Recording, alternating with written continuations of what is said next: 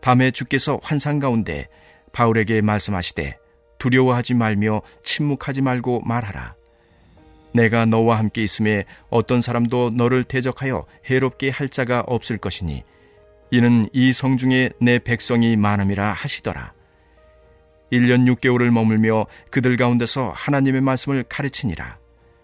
갈리오가 아가야 총독되었을 때에 유대인이 일제히 일어나 바울을 대적하여 법정으로 데리고 가서 말하되 이 사람이 율법을 어기면서 하나님을 경유하라고 사람들을 권한다 하거늘 바울이 입을 열고자 할 때에 갈리오가 유대인들에게 이르되 너희 유대인들아, 만일 이것이 무슨 부정한 일이나 불량한 행동이었으면 내가 너희 말을 들어주는 것이 옳거니와 만일 문제가 언어와 명칭과 너희 법에 관한 것이면 너희가 스스로 처리하라. 나는 이러한 일에 재판장 되기를 원하지 아니하노라 하고 그들을 법정에서 쫓아내니 모든 사람이 회당장 소스데네를 잡아 법정 앞에서 때리되 갈리오가 이 일을 상관하지 아니하니라. 할렐루야! 오늘도 말씀으로 하루를 시작하시려고 하나님 앞에 나오신 여러분들을 진심으로 환영합니다. 오늘 말씀 가운데 하나님의 은혜와 사랑이 가득 넘쳐나길 소망합니다. 우리는 계속해서 사도행전을 통해 말씀을 묵상하고 있습니다. 우리 사도행전 속 바울은 현재 고린도에서 복음을 전하는 그 사명을 감당하고 있습니다. 바울은 많은 이들의 동역과 그리고 조력을 통하여서 그 고린도에서 많은 열매들을 맺게 되었습니다. 참 감사하고 기쁜 일이지만 바울의 선교는 기쁨만 넘치진 않았습니다. 바울은 선교여행을 다니는 동안 늘 첫 선교의 시작은 유대인들이 있었던 회당에서 시작하게 됩니다. 그 회당에 가서 바울은 예수님께서 우리의 메시아이며 즉 우리를 구원하실 왕이라고 전하고 설교하게 됩니다. 그럴 때마다 복음을 받아들이는 사람들도 존재했지만 바울을 토라의 가르침에 위배된다 하여 바울을 때리기도 하고 죽이려고 박해하려는 움직임 또한 많이 있었습니다. 유대인들에게 뿐만 아니라 여러 나라에 바울의 복음이 전해졌을 때 이방 신들을 섬기는 사람들에게도 위협을 당했을 뿐만 아니라 또한 쫓아냄을 당하기도 하고 심지어 옥에 살아야 되는 상황도 존재했습니다. 이처럼 바울의 전도 사역은 열매만 맺었을 뿐만 아니라 박해도 어려움도 끊이질 않았습니다. 사실 우리에게도 바울과 같이 맡겨진 사명들이 존재합니다. 교회에서 맡고 있는 직분들이 될 수 있고 또 섬기는 교육부서의 교사가 될 수 있고 찬양대, 안내팀, 기도팀, 전도팀, 봉사팀 수많은 교회에서의 여러 가지 사명들을 우리 성도님들께서 감당하고 계십니다. 교회뿐만 아니라 우리의 가족, 배우자, 자녀 그런 가정에서도 우리의 사명이 존재하고 또 우리가 다니는 직장에서도 우리의 사명은 존재합니다. 그런데 여러분 생각해 보십시오. 그런데 우리가 이 사명을 감당할 때 바로바로 귀한 열매를 맺을 때도 존재하지만 우리의 그 대부분 사명의 길에서는 어렵고 힘든 상황과 같이 감당하기 어려운 순간들이 존재합니다. 박해가 찾아올 때도 수없이 많이 있습니다. 오늘 말씀 속 바울도 마찬가지였습니다. 누구보다 열심히 사명을 감당하고 있지만 그 마음속에는 또다시 맞이하게 될 반대와 박해를 두려워하고 있었을 것입니다. 여러분, 그런데 우리의 마음에는 과연 그 하나님께서 주신 사명을 감당할 때 이 바울과 같은 두려움이 존재하지 않습니까? 과연 내가 이 사명을 감당할 수 있을까라는 의문이 들 때도 있을 것입니다. 그 이유는 우리는 연약한 존재이기 때문입니다. 아마 바울의 마음속에서도 이 말씀 속에 표현되지 않았을 뿐, 자세히 기록되지 않았을 뿐, 그 마음속에는 그 박해에 대한 두려움과 떨림, 고민이 존재했을 것입니다. 하지만 여러분, 오늘 말씀 속 하나님께서 두려워하고 고민하고 있는 이 바울에게 나타나 이렇게 말씀하십니다. 9절과 10절을 제가 한번 읽어드리도록 하겠습니다. 밤에 주께서 환상으로 나타나 바울에게 말씀하시되 두려워하지 말며 침묵하지 말고 말하라.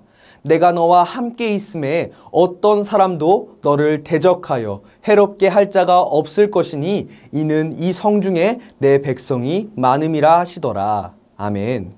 여러분, 하나님은 반대와 박해에 두려워하고 고민하고 있는 그 바울에게 환상으로 나타나셔서 이렇게 말씀하신 것입니다.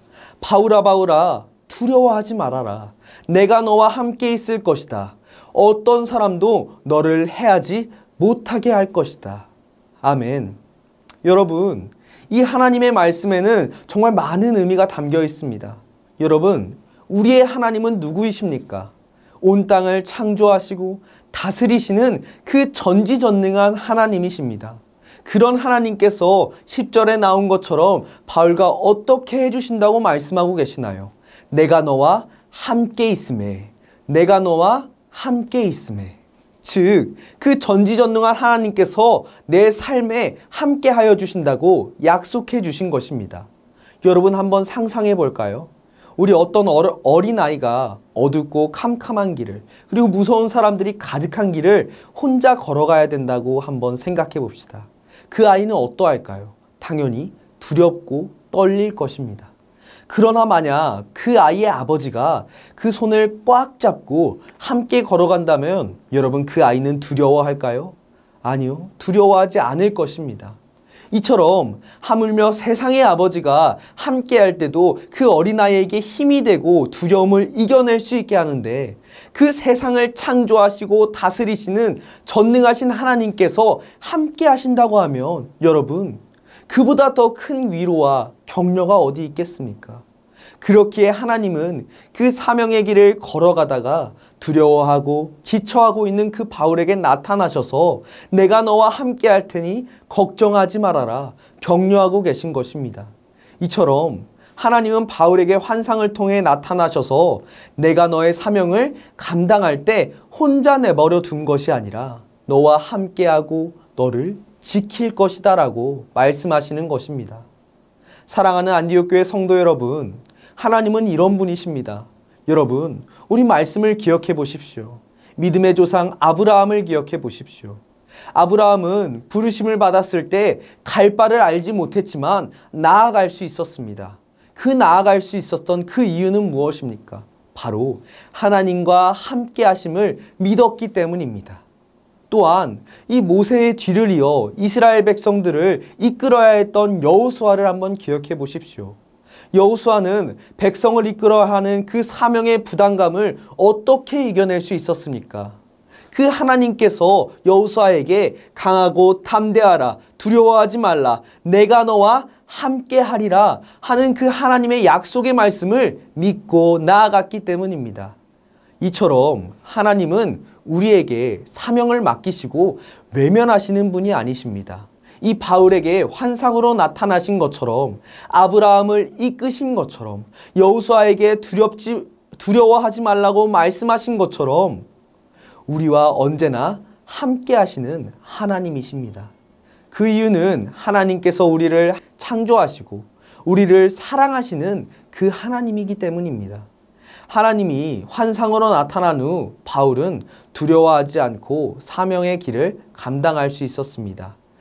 바울은 고린도에서 1년 반 동안 말씀을 가르칠 수 있었고, 우리 12절과 17절에서 나온 것처럼 유대 사람들이 방해하고 비난했을 때도, 어려움이 찾아왔을 때도 하나님은 그 갈료를 통하여서 바울을 괴롭히는 유대인들을 쫓아내어서 바울을 지켜주게 됩니다. 이처럼 하나님은 바울에게 말씀하신 대로, 약속하신 대로 바울과 함께 해주시고 자신을 대적하여 해롭게 하는 자들로부터 지켜주셨습니다. 이 말씀을 통해 우리 또한 우리와 함께 하시는 그 하나님께서 우리에게 우리의 사명의 길을 걸어갈 때 우리를 지키시고 보호해 주신다는 것을 기억하길 간절히 소망합니다. 오늘 말씀을 이제 정리하려고 합니다. 오늘 말씀처럼 하나님은 우리 각자에게 여러 가지 사명들을 맡겨주셨습니다. 직분자의 사명, 교회에서의 사명들, 가정에서의 사명들, 직장에서의 사명들이 있습니다. 그 사명들을 감당할 땐 때로는 지치고 힘들고 내가 감당하기 어려울 순간도 있을 때가 있습니다. 또한 누구도 알아주지 않는다고 절망에 빠질 수 있습니다. 하지만 그럴 때마다 여러분, 이 말씀을 기억하길 간절히 소망합니다. 갈 길을 알지 못하는 아브라함과 함께 하시는 그 하나님, 여호수아에게 강하고 담대하라. 내가 너와 함께한다고 말씀하신 하나님.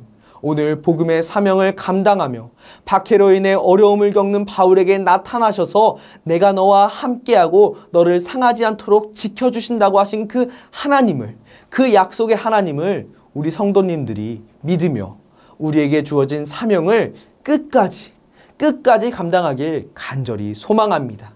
그리하여서 마지막 날 주님 앞에 섰을 때 주님께서 우리에게 잘했다, 내가 너의 수고를 잘 안다, 칭찬받는 우리 모든 안디옥 교회 성도님들이 되시길 간절히 소망합니다.